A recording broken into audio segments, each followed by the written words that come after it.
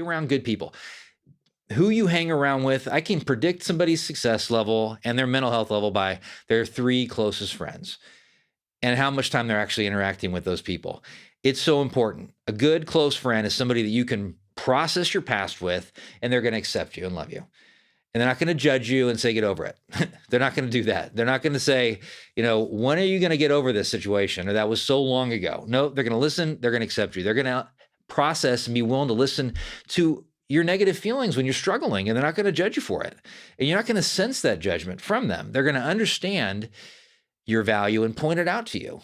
And they're a reflection, a mirror that's going to show you that you're really worthy and that you're got a lot of potential. They're going to help you think clearer and healthier overall. They're going to encourage you to take risks. They're going to encourage you to take care of yourself. And they're going to encourage you to prioritize the most important things in your life, not pull you away from those things. So a lot of people, they think they have friends and they really don't have good friends. I can think of one example where someone got divorced and they had some of who they called friends setting them up even before the divorce was finalized with people for dates because they didn't want to see their friend in pain. I get it, but that's really a pretty selfish thing because it's thinking about you, not what's best for them. Because you don't want to be in a situation where you're just going out dating somebody before you're divorced because that's going to cause more trauma. You're not going to be clear-headed in that situation. Your picker is going to be off. So you're going to wonder, and you look back 5 years later and you're wondering, why did I choose all these kind of dangerous, bad situations? Yeah, you had these friends, so-called friends, who weren't protecting you from that. In fact, they were pushing you into it. You're going to know your friends when you go through tough situations. They're going to be there. At the most critical moments in your life, they're going to be there. You may have not seen them for 5 years, but something happens that's traumatic in your life and they're there.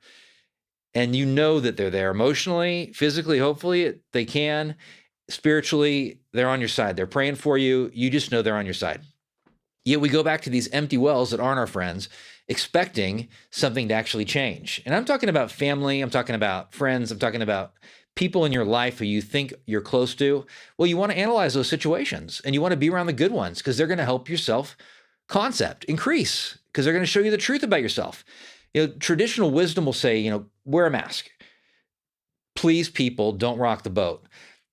Don't be vulnerable. Don't share your thoughts and opinions. Don't share the truth. But I'm telling you that you can't really know who your good friends are until you're vulnerable, until they see you at your worst, until you have conflict, until you see whether or not they're trustworthy or not. It's a great blessing, although it sure doesn't feel like it, but it's a great blessing when you're vulnerable and you're betrayed because you're seeing the character of somebody else and you're knowing from that situation whether or not you want to push forward in that relationship because they're not trustworthy at that point.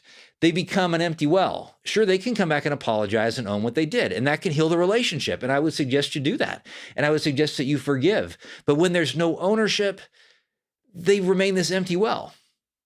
So be around these good people because you have opportunities to build those kind of relationships. So who in your life would you consider one of your 3 closest friends, these real friends? And how could you build new ones if you don't have any or rekindle the old ones?